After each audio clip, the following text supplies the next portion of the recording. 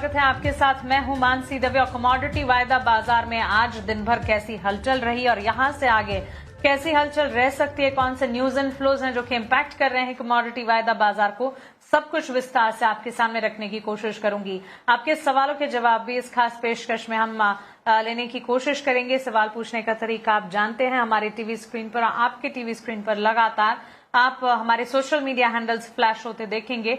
हमें संपर्क कीजिए। मैं पूरी कोशिश करूंगी इस खास पेशकश में कमोडिटी वायदा बाजार से जुड़े आपके सवालों को मैं शामिल कर पाऊं।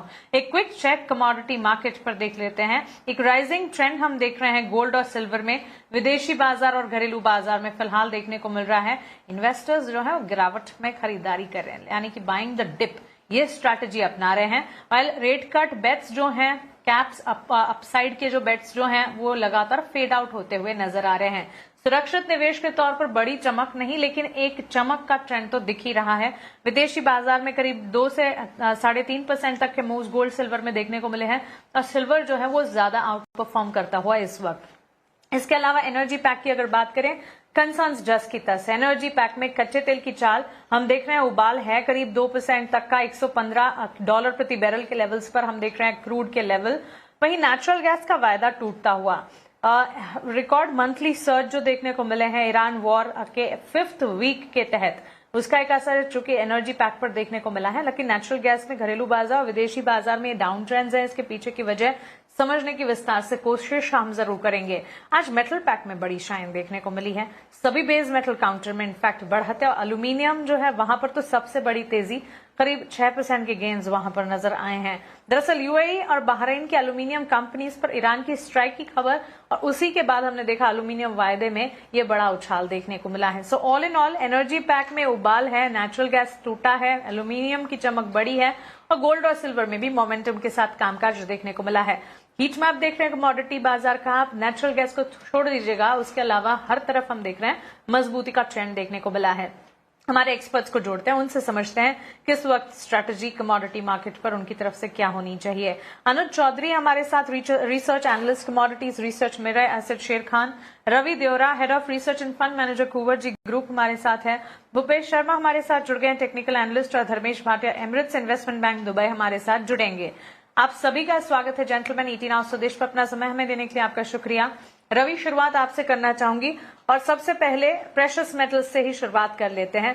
मोमेंटम दिख रहा है और फर्स्ट हाफ से लेकर सेकेंड हाफ तक थोड़ी सी तस्वीर बदली जरूर है। सोने चांदी की चाल की अगर बात करें तो इस वक्त यहां से आगे काफी सारे इकोनॉमिक इंडिकेटिव एक्शंस जो मैं हेडलाइन में बता भी रही थी, जैसे कि पीएमआई, नॉन फार्म पेरोल के डेटा, यूएस जॉब रिपोर्ट, ये सारी चीजें ऑफ कोर्स ग्लोबल कंसर्न्स जो हैं वो इम्पैक्ट करेगी ही। कैसे देख रहे हैं आप प्रेशियस मेटल की चाल को?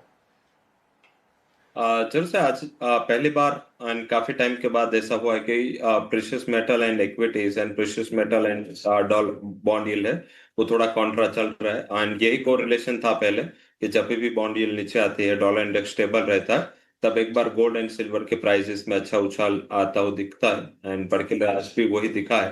पर्टिकुलर गोल्ड एंड सिल्वर के प्राइसेस में एक अच्छा शॉर्ट कवरिंग आज मॉर्निंग लो से आता हुआ दिखा है। पर्टिकुलर सिल्वर 5 से 6,000 पॉइंट का, वहीं गोल्ड की बात करें वहां भी मोर देन 1500 पॉइंट्स। तो आई थिंक मुझे लग रहा है कि जो आना था वो आ चुका है। पर्टिकुलर अभी हायर लेवल पे थोड़ा वोलेटिलिटी का रिस्क होगा और पर आज बेस मेटल का सपोर्ट सिल्वर को भी मिला है। अगर कुछ नया करना है मेरे हिसाब से गोल्ड में बाइंग करना उचित रहेगा। एंड गोल्ड के जो नया कॉन्ट्रैक्ट है जून, वहां पे 1,49,000 आसपास प्राइस चल रहा है। थोड़े डिप पे 1,48,500 के करीब सोने में बाई करे with a stop loss of 1,48,000 and 1,50,500 तक की रिकवरी यहाँ पे आगे बढ़ सकती है। तो आई थिंक जियोपॉलिटिकल फैक्टर भी और एडिशनली आज बॉन्ड यील्ड थोड़ा 4 बेस पॉइंट से नीचे है, तो इसका फायदा आज सेकंड हाफ में भी गोल्ड को मिलता रहेगा।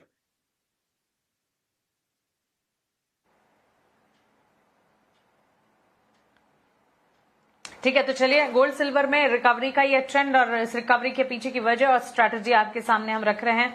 अनुज जी, आपका भी स्वागत है। आपकी तरफ मैं एनर्जी पैक पर आपका नजरिया जानने के लिए आऊंगी, लेकिन साथ साथ हमारे व्यूअर्स को हमने जो इम्पोर्टेंट रिसर्च तैयार की है वो भी आपके स्क्रीन पर रख देते हैं। हमारी प्रोडक्शन टीम ने 2026 क्रूड संकट पर जो सारी रिसर्च रखी है लगातार आपके स्क्रीन पर फ्लैश होगी। अमेरिका और ईरान जंग से स्ट्रेट ऑफ हॉर्मुज की नाकाबंदी हुई है। स्ट्रेट ऑफ हॉर्मुज दुनिया का 20% एनर्जी सप्लाई का रास्ता है। और ब्रेंट क्रूड कच्चे तेल की चाल जो है, कीमत लगातार कई सेशन से हम देख रहे हैं कि $100 के पार तो है ही। बीच में एक दिन आया था जब हमने देखा $100 के भीतर गया था कच्चा तेल, लेकिन $100 के ऊपर कंसर्न है। और इस वक्त अगर आप देखें $115 प्रति बैरल के लेवल्स नजर आ रहे हैं। रिस्क ज्यादा एनर्जी मार्केट में, और ये संकट जो है एनर्जी संकट में मिडिल ईस्ट का जो टेंशन है उसी का असर है जो कि यहाँ पर हम देख रहे हैं। महंगाई और लागत में बढ़ोतरी, इकोनॉमी की तर्ज पर कंसर्न, ट्रांसपोर्ट, फर्टिलाइजर और मैन्युफैक्चरिंग की लागत बढ़ी है। लॉजिस्टिक्स एक तरह से पूरी तरह प्रभावित होता हुआ दिखता है जब भी हम ऑयल मार्केट में इस तरह का उबाल देखते हैं। विकसित और विकासशील देश जो है दोनों ही प्रभावित हुए। डेवलप्ड और डेवलपिंग कंट्रीज पर असर पड़ा है, और सीधे तौर पर हम देख रहे हैं कि इसका असर पड़ता हुआ इकोनॉमी के हालात पर और आपकी जेब पर भी पड़ता हुआ तो दिख ही रहा है। लेकिन चलिए अनुज, कमिंग टू यू, कैसे देख रहे हैं इस एनर्जी संकट को, और यहां से आगे कच्चे तेल की चाल पर आपकी राय क्या होगी? जी नमस्ते मानसी एंड सभी दर्शकों को भी नमस्ते। ओवरऑल जो भी जियोपॉलिटिकल टेंशंस चल रहे हैं, अभी ओवर द वीकेंड हमने देखा है कि जो लेबनान के हाउथीज है वो भी जो यूएस ईरान जो वॉर है उसको ज्वाइन करने की बात हो रही है। प्लस अभी यूएस जो मरीन कमांडोज है ऑलमोस्ट 3,500 ट्रूप्स वो जो है वो मिडिल ईस्ट में पहुंचे हैं। तो कहीं ना कहीं ये मार्केट एक्सपेक्टेशंस है कि हो सकता है कुछ ग्राउंड इन्वेजन हो। अगर कुछ ग्राउंड इन्वेजन करता है यूएस तो इसके अंदर में फर्दर एस्केलेशंस बढ़ सकते हैं। और वो देखते हुए हम देखेंगे कि जो एनर्जी प्राइसेस है अभी जो है उसके अंदर में बॉइल जो है अभी तक इसके अंदर बरकरार रहना चाहिए। कुछ भी स्टेटमेंट्स अगर आते हैं जो अगर कुछ पॉजिटिव स्टेटमेंट्स आ सकते हैं तो हम देख सकते हैं कि एक कुछ पैनिक सेलिंग या कुछ एक सेलिंग प्रेशर बने। लेकिन एट द एंड हम देखेंगे कि ओवरऑल जो तेजी का माहौल है वो कंटिन्यू रहना चाहिए जब तक या तो डी एस्केलेशन की बात कंफर्म होती है, या क्योंकि यूएस बार बार बोल रहा है कि we are towards the end of the war, कभी भी खत्म हो सकता है। लेकिन ईरान उसको हमेशा उसको निगेट करते आया है यूएस के जो भी स्टेटमेंट्स है। तो जब तक ईरान के एंड से कुछ पॉजिटिव नहीं आता है कि हम बात कर रहे हैं या फिर वॉर खत्म होने के एंड पे है या कुछ भी सीज फायर की बात हो रही है, तब तक इसके अंदर जो उबाल है वो बरकरार रहना चाहिए। और इसके अंदर में क्रूड ऑयल के अंदर में ओवरऑल ट्रेंड पॉजिटिव है। अगर WTI अगर नाइमेक्स की बात करेंगे $115 के आसपास में है। एक $120 का जो डबल टॉप था जब तक वो क्रॉस नहीं करता है तब तक एक रेंज में रहना चाहिए। लेकिन एक $120 क्रॉस करेगा तो ऊपर 135-140 लेवल्स तक वापस देख सकते हैं, जो यूएस जो सॉरी रशिया एंड यूक्रेन के टाइम पे जो हुआ था।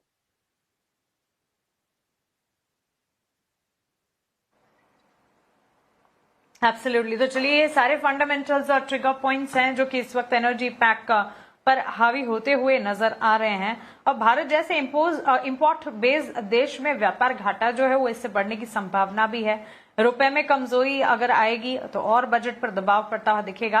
हालांकि आज के सत्र में हमने देखा कि रुपया after a lot of down trends एक रिकवरी मोड दिखा रहा था, लेकिन कितना कन्विक्शन है इस पर, ये भी एक चर्चा का विषय है। इस बीच हमारे साथ Dharmesh Bhatia Emirates investment bank Dubai से जुड़ गए हैं। धर्मेश, शुक्रिया अपना समय हमें देने के लिए। स्वागत है आपका ET Now स्वदेश पर। एनर्जी संकट का फाइनेंशियल इम्पैक्ट, इस पर अभी हम बात भी कर रहे थे। हमारे साथ जो सारे एक्सपर्ट्स जुड़े हैं उनसे एक उनकी राय भी समझने की कोशिश कर रहे हैं। कैसे देख रहे हैं एनर्जी पैक को इस वक्त आप, और 2026 का एनर्जी पहले के मुकाबले ज्यादा खतरनाक ये सिचुएशन हुई है? ऐसा नहीं है कि पहले एनर्जी सिनेरियोज नहीं डेवलप हुए थे या और ज्यादा रिस्की नहीं हुए थे। 1973, 1979, 1990, 2008 ये सारे वो साल हैं जबकि एनर्जी पैक में हमने उछाल की स्थिति देखी थी। लेकिन इस बार का एनर्जी संकट जो है वो ज्यादा खतरनाक नजर आ रहा है। देखिए, अगर आप छोटी अवधि के लिए देखें तो नो डाउट आपको 100% का एक तेजी का माहौल देखने मिला है कच्चे तेल में जनवरी से लेके अब तक का। बट अगर आप लास्ट 2 साल देखिए, 2024, 2025 सबसे सुस्ती वाला कमोडिटी था और सबसे नेगेटिव रिटर्न वाला कमोडिटी था। तो ये साल उसका साल है। और डेफिनेटली आप देखिए तो पूरा का पूरा जो डायनामिक है वो चेंज हो चुका है। गल्फ के जो जियोपॉलिटिकल स्ट्रेस जो गल्फ में हिट हो रहा है उस कारणवश आपको तेजी देखने मिल रही है। अगर आप देखिए कच्चा तेल की जो सप्लाई है वो अबेंडेंट थी और प्राइस इसी कारण $60-70 के इर्द गिर्द घूम रहा था। बट जियोपॉलिटिकल प्रीमियम आप इस पे ऐड कर ले $30 से $35 का, वो ऐड होके आपको $100 के लेवल पे कच्चा तेल दिख रहा है करंटली। अगर ये जो सिनेरियो है ये अगर और 1 महीना या 3 महीना और भी चलता है तो डेफिनेटली जो अंडर डेवलपिंग और डेवलपिंग कंट्री है, स्पेशली इंडिया की बात करें, तो उसे काफी भारी नुकसान हो सकता है और आपको देखिए कि डबल नुकसान होगा क्योंकि रुपया भी कमजोर होना चालू हो जाएगा और यही हो रहा है। रुपया ऑलमोस्ट 95 पे पहुंच गया और मैं एंटिसिपेट करता हूँ कि आगे चल के ये 97 तक के लेवल्स भी दिखा सकता है अगर 1 से 1.5 महीना ये सिनेरियो टिका। डोमेस्टिक मार्केट से अगर आप इंटरनेशनली कंपेयर करें तो मुझे लगता है कच्चे तेल में जो अपसाइड है वो ऑलरेडी $15 से $20 का प्रीमियम है, उससे ज्यादा होने की गुंजाइश काफी कम है। अगर बाकी सारे गल्फ लाइक अगर आप देखें तो सऊदी अरेबिया और कुवैत की तरफ से जो कच्चे तेल में जो हिट हुआ है उस कारणवश आपको तेजी देखने मिली है, बट अगर वहां से फिर से सप्लाई स्टार्ट हो जाता है और अरेबिया से स्टार्ट होता है, ओमान से स्टार्ट होता है, तो मेरे हिसाब से प्राइस $100 $110 पे टिका रहेगा। डोमेस्टिक मार्केट की बात करें तो मुझे लगता है 10,000 रुपीज के लेवल्स आपको मार्केट शीघ्र ही दिखा देंगे। पोजिशनली मुझे लगता है कि 10-500 के लेवल्स आपको देखने मिल सकते हैं, बट इससे ऊपर अगर मार्केट प्रीमियम रहा तो ये सारे छोटे देश है और जो डेवलपिंग देश है ये प्रेशराइज करेंगे यूएस को और ईरान को कि आप ये समझौता कर ले और प्राइस को स्टेगनेंट कर दे। तो मेरे हिसाब से ये पीक आउट प्राइस है, यहाँ से $15 से $20 मैक्सिमम आप ऊपर देख सकते हैं प्राइस को, और ये स्पेशली इंडिया के लिए भी अच्छा होगा अगर कच्चा तेल नीचे आ जाता है तो।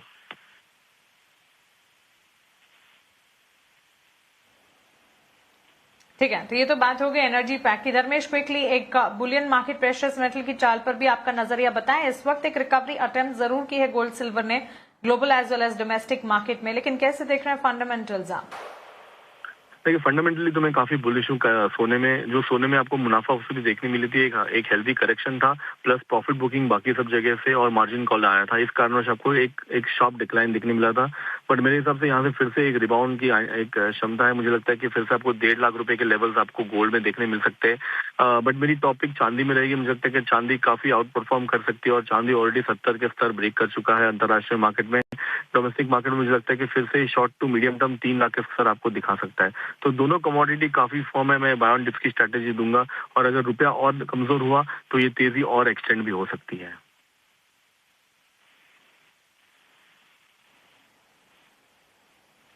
और धर्मेश, शुक्रिया आपका हमारे साथ जुड़ने के लिए, सवालों के जवाब देने के लिए और कमोडिटी मार्केट पर अपने टिप्स हमारे साथ शेयर करने के लिए। Thank you so much.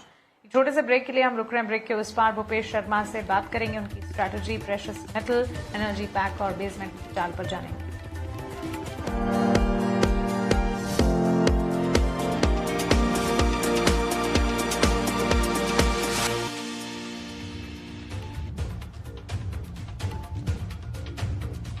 Break के बाद स्वागत है आपका। आप देख रहे हैं कमोडिटी फटाफट। भूपेश शर्मा हमारे बीच मौजूद है। Bhupesh, thank you so much for your patience. शुरुआत बेस मेटल की चाल से करना चाहेंगे और एल्यूमिनियम में अच्छा खासा एक्शन और तमाम बेस मेटल्स में अच्छी खासी तेजी है। क्या स्ट्रैटेजी है आपकी बेस मेटल की चाल को, यहाँ से कितना फर्दर अपटिक आप देखते हैं? जी नमस्कार। अगर बेस मेटल्स की बात करें तो बेस मेटल्स में जो क्रूड में तेजी आई है उसके कारण कुछ एल्युमिनियम के प्लांट्स बंद होते हुए दिख रहे हैं। इसके वजह से एल्युमिनियम एक अभी मार्केट लीडर बना हुआ है तेजी में, और मुझे लगता है ये तेजी अभी भी जारी रहनी चाहिए। 350 रुपए वाली एल्युमिनियम कहीं भी 340, 345 या 347 के आसपास मिलती है तो यहाँ खरीदारी की सलाह रहेगी। इसका स्टॉप लॉस 343 के नीचे का रहेगा। लक्ष्य की बात करें तो इसमें 355, 360 के लक्ष्य संभावित हो सकते हैं। वहीं अगर आज के लिए बात करें तो अप्रैल वायदा कॉपर 1153 के आसपास खरीदारी की सलाह रहेगी और यहाँ स्टॉप लॉस 1148 के नीचे का रहेगा। लक्ष्य की बात करें तो 1158, 1161 के संभावित रहेंगे। वहीं जिंक का बाजार भी मुझे अभी भी तेजी लगता है और यहाँ जिंक की बात करें तो 318 रुपए के आसपास जिंक का बाजार मिलता है अप्रैल वायदा, तो यहाँ खरीदारी की सलाह रहेगी, जिसका स्टॉप लॉस 316 के नीचे का रहेगा। लक्ष्य ऊपर में 322, 325 के संभावित हो सकते हैं।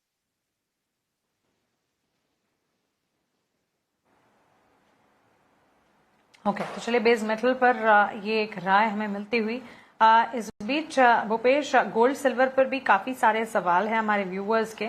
आपकी स्ट्रैटेजी हम जानना चाहते हैं गोल्ड सिल्वर पर, और सोने में आज के लिए स्ट्रैटेजी क्या होनी चाहिए, कुछ व्यूअर्स का ये पूछना है। इसके अलावा अगले 2 महीने तक भी स्ट्रैटेजी गोल्ड और सिल्वर में क्या होनी चाहिए, ये भी सवाल हमारे पास काफी आते हैं।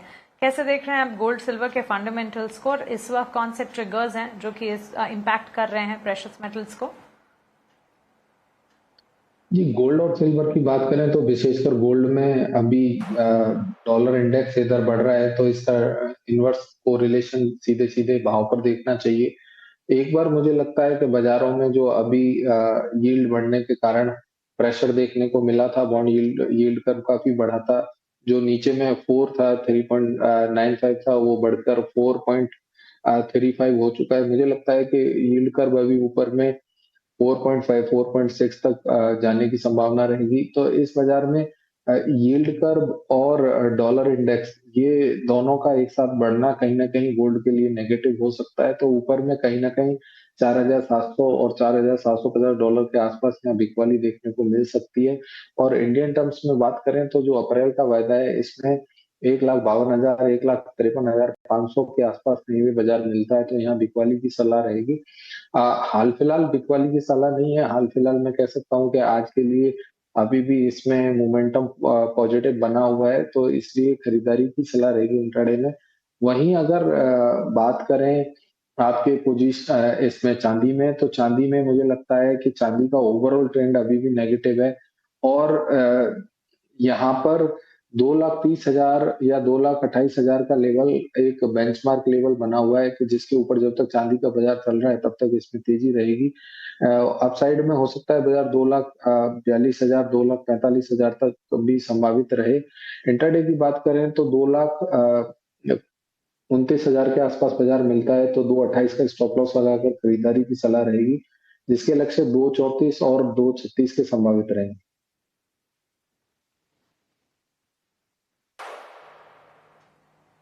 ठीक है, तो चलिए ये राय हमें एक प्रेशियस मेटल्स पर और साथ ही बेस मेटल की चाल पर भी मिलती हुई दिख रही है और स्ट्रैटेजी लगातार हमारे एक्सपर्ट की जो है आपके स्क्रीन पर हम फ्लैश कर रहे हैं। रवि, बेस मेटल पर आपका एक नजरिया भी जानना चाहेंगे। अच्छी खासे मोमेंटम अगर हीट मैप को देखेंगे तो लगभग सारे बेस मेटल ने आज काफी अच्छी आउट परफॉर्मेंस दिखाई है, aluminium being the out performer. कैसे देख रहे हैं इस चाल को आप? जरूर से अगर मीन्स के सप्लाई कंसर्न की बात करें तो आज जरूर से जो बहरीन वाली न्यूज आई, आई थिंक इस हिसाब से एल्यूमिनियम प्लस होना चाहिए, निकल भी प्लस होना चाहिए। बट जो कॉपर एंड जिंक में प्राइसेस खींचे वो मुझे लग रहा है कि फंडामेंटली सस्टेनेबल नहीं है, क्योंकि पर्टिकुलर यहाँ पे हायर लेवल पे थोड़ा रेजिस्टेंस होगा। हालांकि आज जरूर से जिस हिसाब से एल्यूमिनियम 4% ऊपर है, तो आई थिंक इस हिसाब से फॉलो अप बाइंग दूसरी मेटल्स में भी आता हुआ दिखा है। बट ना तो चाइना से कोई मेजर स्टिमुलस की अनाउंसमेंट है, डॉलर इंडेक्स बढ़ रहा है, बॉन्ड यील्ड्स अपने हाई पे है, और जिस हिसाब से वॉर चल रहा है इकोनॉमिक कंसर्न्स अपने सेंटिमेंट है वो काफी लो पे लेके बैठा है। एंड कल एंड परसों, कल चाइना का मैन्युफैक्चरिंग एंड 1 तारीख को अक्रॉस द ग्लोब सारे कंट्रीज में मैन्युफैक्चरिंग डेटा आने वाले। तो इसमें मुझे लग रहा है कि शायद इतने ऑप्टिमिज्म ना हो डेटा में, तो इस हिसाब से आज जो उछाल है वो शायद जिंक में इंट्राडे ही रहेगा। कल से थोड़ा वीकनेस आ सकता है। लेवल्स पे रिस्पेक्ट 320 के करीब आप यहाँ पे सेल कर सकते हैं। स्टॉप लॉस 322.80 का लगा है और 315 तक के लेवल आ सकते हैं। बट एल्यूमिनियम मेरे हिसाब से यहाँ पे 348 वुड बी बेटर लेवल, यहाँ पे एंट्री हो सकते हैं बाइंग साइड में। 345 का स्टॉप लॉस होगा और 360 तक के टारगेट यहाँ पे आते हुए दिख सकते हैं।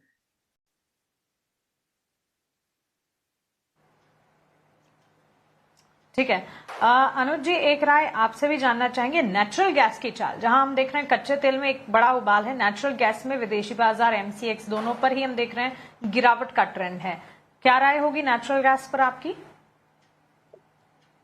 नेचुरल गैस थोड़ा सा एक कंपेयर टू क्रूड ऑयल थोड़ा वीकनेस रहेगा, क्योंकि अगर हम देखेंगे कि यूएस के अंदर में ये एक लीन डिमांड पीरियड के अंदर में चल रहा है, तो बहुत बड़ी उछाल नहीं रहेगी।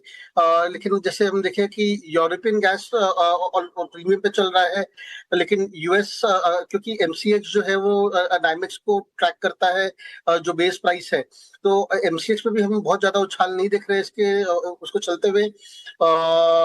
ओवरऑल ट्रेंड एक कंसोलिडेशन रह सकता है, एक रेंज बाउंड ट्रेड रह सकता है। ऑलमोस्ट अभी एक 278 280 के लेवल्स के आसपास में ट्रेड कर रहा है। ऊपर में 295 से 300 का एक अच्छा रेजिस्टेंस रहेगा और नीचे में 260 से 62 के लेवल्स नीचे देखे जा सकते हैं। तो एक ब्रॉड कंसोलिडेशन में है। बहुत बड़ा अपसाइड डाउनसाइड मूवमेंट इसके अंदर में नहीं मिलना चाहिए।